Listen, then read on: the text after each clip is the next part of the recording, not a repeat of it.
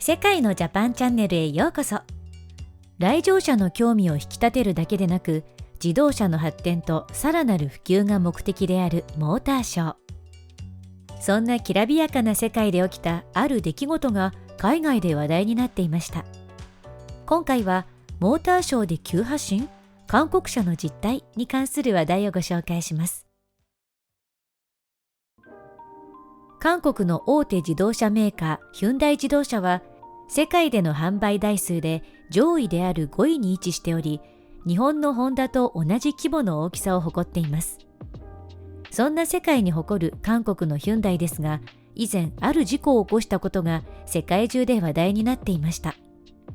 その事故は2021年11月、ソウル郊外に世界各国から有名自動車メーカーが集結し開催されたソウルモビリティショーで発生。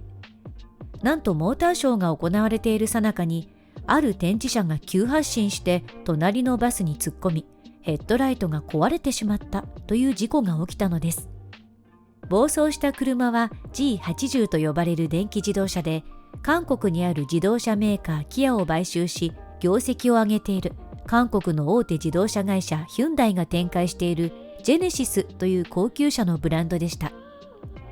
この事故で G80 はグリルが破損する結果となり、開催者や観覧者を問わず展示会場全体を騒然とさせました。モーターショーの当日は実際に車を身近に感じてもらうために運転席に観覧車を試乗させており、その中の一人の高校生がアクセルを踏んだところ、自動車が急発進したようです。高校生は当然無免許でしたが、この事故の落ち度は展示車を動く状態にしていたヒュンダイ側にあるでしょう。通常の展示会では搬入や搬出の時のみ自動車を動かしますが、展示中は必ず展示モードにすることで何かの拍子に動かないようにしっかりと設定します。そんな基本が韓国では無視されてしまっていたようですが、実はこの事態は起こるべくして起こったものと考えている人も多いのだとか。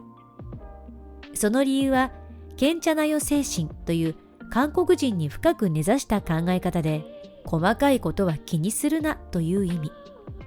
韓国人のこのような考え方が自動車をはじめとしたものづくり全体において評判を下げてしまっていることがよくわかりますね。安全性も信用も重視しない韓国の製品を好んで使う人は果たしているのでしょうか。このモーターショーでの急発進事故に対して海外の人からは様々な声が寄せられていましたので、その一部をご紹介します。海外の反応。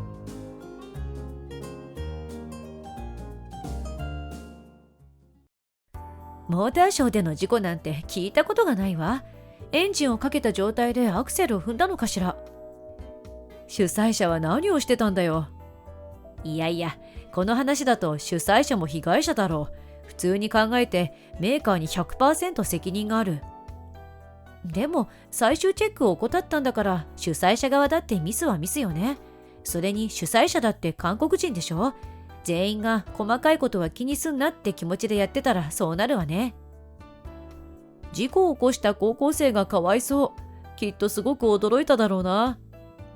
アクセル踏むのも良くないだろう。危機管理能力に欠けている。免許を持ってないんだから無理もないよ。それに展示してある車が動くなんて誰が思うのさ。そう考えるとヒュンダイ側は高校生に責任を押し付けるのではなく、自らの不備を謝罪する必要がありそうだね。謝らなさそうだけど。韓国持ち前の精神で、まあ気にすんなとか言ってそう。他の国じゃ絶対にこんなミス起こらないよな。展示モード以外にも普通はタイヤを固定したりしているはず。今回はただ乗って運んで指定位置に止めただけだったんでしょうね。お隣の日本だったらきっと何回も安全を確認して開催するし、開催中も警戒を怠らないよ。韓国は警戒とか慎重といった言葉を理解できないんだろうな。事故は悲しいがちょっとすっきりした気分だ。韓国で作った車で韓国人が事故を起こしたんだろ。自業自得だよ。高校生に罪はないけどね。でもこの事故で車は安全性が第一って理解できるといいけど、どうなんだろ無理だろう。韓国は事故が起きたから対策するんじゃなくて、事故をいかに正当化するかを考えていると思うね。韓国製は安かろう悪かろうだ。同じ悪かろうなら俺はもっと安い中国製にするな。中国だって悪かろうすぎるし、東南アジアの方がいい仕事してるよ。韓国は不思議な国だよな。自動車とか機械の製造を経済の主力にしているのに、びっくりするくらい存在感がない。それは韓国製なのにずっと日本製を語ってたからよ。ホンダとヒュンダイ、三洋とサンヨン、他にもたくさんあるわ。広告でもわざと日本製と勘違いさせるものが多かったな。韓国人は日本人が嫌いだと思ってたが、なんであんなことをするのかな。いい加減な奴らだから、とにかく売れればよかったんだろう。命に関わる乗り物に韓国製と中国製は絶対ダメという認識が広まってほしい。物を真面目に作る国民性ではないよ。友人に韓国製の車を買ったやつがいるんだけどさ、その後の行方を聞いてないんだよな。だって秘宝とか聞きたくないし、正直聞くのが怖い。韓国製の自動車は棺と変わらないよ。友達無事だといいな。韓国製に興味なんて持てない。いつ事故に遭うか分かったもんじゃないからね。そのことが証明されたってことさ。電気自動車ってエンジンがかかってなくてもアクセル踏んだら発進するの？もしそうだとしたら恐ろしすぎるんですけど。エンジンがかかってないのに動くわけないだろう。いや、韓国製ならあり得るか。韓国のクオリティってどうしてこんなに低いの？急に先進国と肩並べようとして技術を盗んできたはいいけど、肝心な作り手の技術力不足なのさ。これが日本ならさらに研究を重ねてより優れたものを生み出すんだけど、韓国には繊細さが足りなかったんだ。モーターショーで急発進という前代未聞の事故を起こしたのはやはりこの国だったか。以上が海外の人々の反応でした。この事故はもちろんアクセルを踏んだことにありますが、車が動くように設定されていたのはありえないこと。この事故で韓国製品は今まで以上に粗悪品であるという感覚が世界中で広く共有されてしまいそうですね。この件について日本の人々はどのように思ったのでしょうか。ここからご紹介します。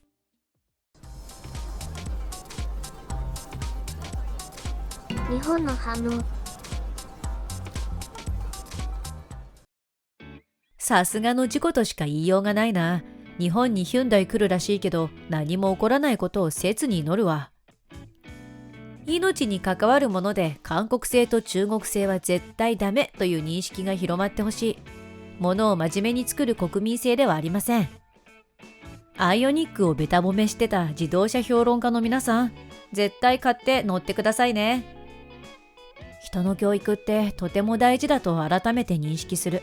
急発進する展示車を置いてしまう国民性がしっかりと現れているね。何でも目先の利益のみで進めてる結果ですね。それで先進国の仲間入りって喜んでる。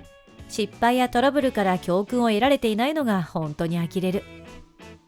それでも日本以外の国ではまだまだ売られているらしいですよ。知らないっていうのは恐ろしいことですね。韓国内のモーターショーで急発進事故。でも日本には関係ないお話ですね。絶対に韓国には関わってはいけないということを象徴する事故だ。タイガー・ウッズが事故ったのは確かこの車だったと思う。つまりこの事故みたいなことが起こったんじゃないですかね。ヒュンダイ最大の被害者はゴルフの天才だったのか。ドンマイだ、タイガー・ウッズさん。いやー、しかし安かろう悪かろうでも売れるのが世界市場なんやね。ただ命に関わるのはダメや。韓国のものに興味を示すなんて狂気の沙汰でしかないで。韓国のトラブルを笑っている場合でも心配している場合でもないよ。もしヒュンダイが日本でモーターショーをしたら同じことになる。そう思ったら怖すぎるでしょう。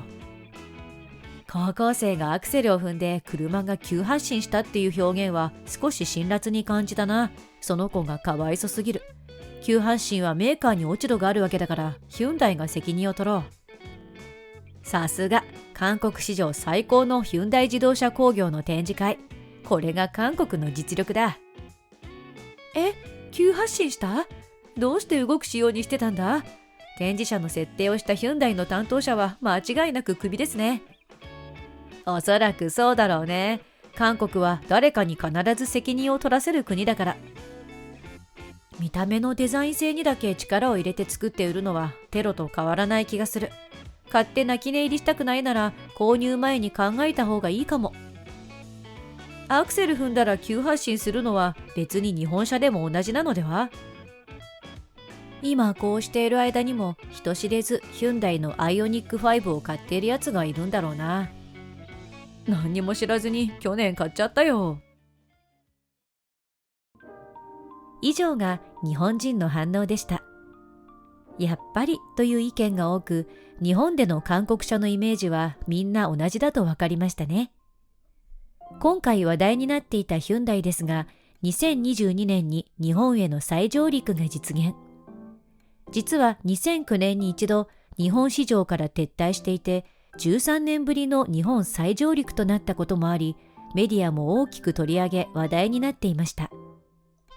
日本人には実感があまりないと思いますが、アメリカやヨーロッパ、そしてインドなどでヒュンダイは定番ブランドとして定着しているのです。キアを含むヒュンダイグループ全体の年間販売台数では、1位のトヨタ、2位のフォルクスワーゲンとともに上位にランクイン。世界的なメジャーブランドとなったヒュンダイの日本再上陸は、グローバルでの次世代事業における最重要課題の一つと考えられているようで、EV と燃料電池車をオンライン販売のみで展開するという秘策で展開されます。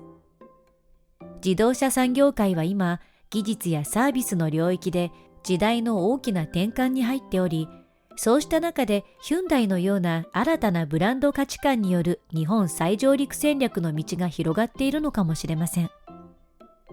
2022年に日本に投入されたのは BEV バッテリー式電気自動車のアイオニック5と FCEV 燃料電池自動車のネッソの2モデル。環境に配慮した EV とテスラのようにウェブ販売に特化することで、日本におけるブランドイメージの再構築を図っているのだとか。日本再上陸の発表会でチャン・ジェフン代表取締役社長による日本語でのビデオメッセージがあったのですが、その中で印象的だったのは、2009年の日本市場撤退に関するお詫びが数分間にも及んだこと。当時の私たちは一人一人の大切なお客様に耳を傾けられなかった。2009年の撤退は大きな痛みを伴いました。その痛みに向き合い真摯に受け止めてきました。私たちが常に忘れなかったのはお客様との絆です。と反省の弁を語ったのです。ちなみにヒュンダイの撤退から10年以上が経過した現在でも約600台のヒュンダイ車が日本を走っているのだとか。チャン社長は日本への再参入についてメイト地変と表現。この言葉は中国のことわざで、道に迷ってしまったら知っている道に帰ればよい。過ちを犯したと察したならば正しい道に改めればよいといった意味。そしてチャン社長は最後に、私たちは改めて原点に立ち返り、お客様に向き合うことを決意した。日本市場は多くのことを学ぶべき場所であると同時に挑戦すべき場所でもあります。と宣言したのです。韓国メーカーヒュンダイの日本再参入。このことに国内では賛否両論の意見が飛び交っていましたが、まずは不幸な事故がこれ以上起こらないようにものづくりに励んでほしいですね。動画を最後までご覧いただきありがとうございました。この動画が参考になりましたら、チャンネル登録と高評価ボタンをお願いします。今回のナレーションはミナがお送りいたしました。